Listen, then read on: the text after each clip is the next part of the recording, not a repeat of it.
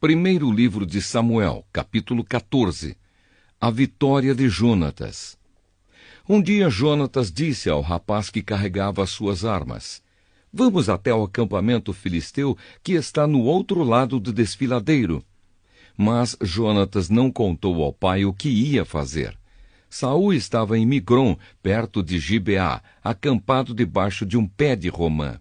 Com ele estavam mais ou menos 600 homens. O sacerdote que usava o manto sacerdotal era Aías, filho de Aitube e sobrinho de Icabô. Icabô era filho de Finéias e neto de Eli, que havia sido sacerdote do Senhor Deus em Siló. Os homens não sabiam que Jonatas havia saído do acampamento.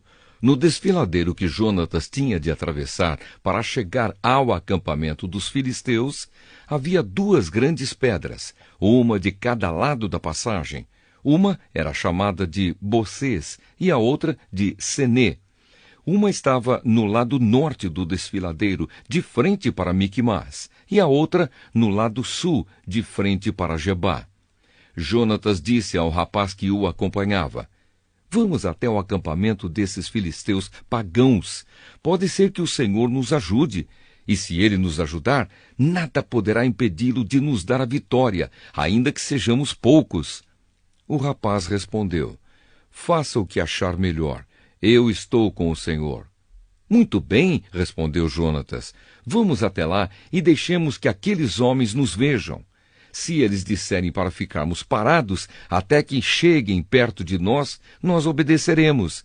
Mas se disserem para irmos até o lugar onde eles estão, nós iremos, pois isso será o sinal de que o Senhor Deus nos deu a vitória."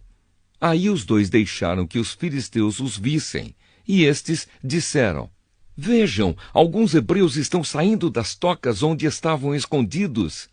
Então os soldados filisteus chamaram Jonatas e o rapaz.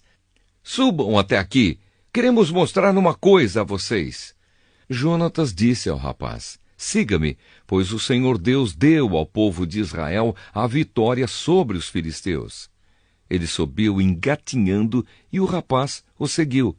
Jonatas ia atacando e derrubando os filisteus e o rapaz os ia matando. Nesse primeiro ataque, eles mataram cerca de 20 homens, em uma área de mais ou menos 1.200 metros quadrados. Todos os filisteus que estavam no acampamento ficaram apavorados. Os patrulheiros e os soldados do acampamento tremeram de medo. A terra também tremeu e houve uma grande confusão. A derrota dos filisteus. Os espiões de Saul que estavam em Gibeá, no território da tribo de Benjamim, viram que os filisteus estavam tontos, correndo para cá e para lá. Então Saul disse aos seus oficiais: "Contem os nossos soldados e vejam quem está faltando." Eles contaram e descobriram que estavam faltando Jonatas e o rapaz que carregava as suas armas. Aí Saul disse a Aías, o sacerdote: "Traga aqui a arca da aliança." Ele disse isso porque naquele tempo a arca ia na frente do povo de Israel. Enquanto Saul falava com o sacerdote, a confusão no acampamento filisteu aumentava cada vez mais. Então Saul disse ao sacerdote: "Você não precisa mais consultar o Senhor." Aí ele e os seus homens entraram na batalha contra os filisteus. Estes, em completa confusão, estavam lutando uns contra os outros. Os hebreus que haviam passado para o lado dos filisteus e tinham ido para o acampamento com eles, mudaram de lado outra vez e se juntaram com Saul e Jonatas.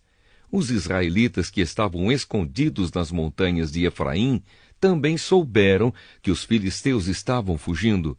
Eles se reuniram e atacaram os filisteus, lutando todo o caminho até além de Bet-Avém. E o Senhor Deus deu naquele dia a vitória ao povo de Israel. Depois da batalha.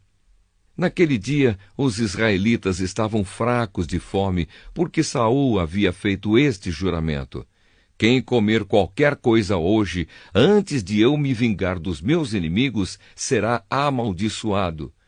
Por isso ninguém tinha comido nada o dia inteiro. Todos eles chegaram a um bosque e ali acharam mel por toda a parte. As árvores estavam cheias de mel, mas ninguém comeu nada, porque eles estavam com medo do juramento de Saul. Mas Jonatas não tinha ouvido o seu pai dar a ordem ao povo. Por isso, estendeu o bastão que tinha na mão, molhou a ponta num favo e comeu um pouco de mel. E logo se sentiu melhor. Mas um dos homens disse: todos estão fracos de fome, porque o seu pai nos ameaçou, dizendo: quem comer qualquer coisa hoje será amaldiçoado. Então Jonatas respondeu: o meu pai fez uma coisa terrível com o nosso povo. Vejam como estou me sentindo melhor depois de comer um pouco deste mel. Teria sido bem melhor se hoje o nosso povo tivesse comido o alimento que tomou do inimigo quando o derrotou. Imaginem quantos filisteus mais eles teriam matado. Naquele dia, os israelitas derrotaram os filisteus, lutando desde Micmas até Aijalon. A essa altura, os israelitas estavam muito fracos de fome.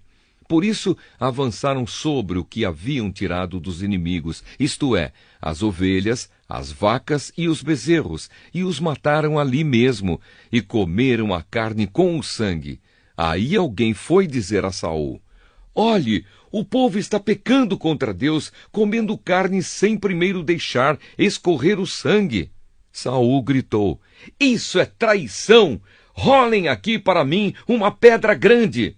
E ordenou ainda: vão para o meio do povo e digam a eles que tragam aqui o seu gado e as suas ovelhas, e que os matem e os comam aqui, e que não pequem contra Deus, comendo carne com sangue. Por isso, naquela noite, todos trouxeram o seu gado e o mataram ali. E Saul construiu um altar para o Senhor Deus, e esse foi o primeiro que ele construiu. O povo salva Jonatas. Aí Saul disse aos seus soldados: vamos descer de noite e atacar os filisteus. Até o amanhecer, nós tomaremos tudo o que eles têm e não deixaremos nenhum filisteu vivo. Eles responderam: faça o que achar melhor. Mas o sacerdote disse: primeiro vamos consultar a Deus. Aí Saul perguntou a Deus: devo atacar os filisteus? Tu darás a vitória ao povo de Israel? Mas naquele dia Deus não respondeu nada. Então Saul disse aos oficiais: venham aqui e descubram que pecado foi cometido hoje. Eu prometo pelo Senhor, o Deus vivo, o Salvador de Israel, que mesmo que o culpado seja o meu filho Jonatas, eu o matarei. Mas ninguém respondeu nada. Então Saul ordenou: fiquem todos de um lado, eu e o meu filho Jonatas ficaremos do outro.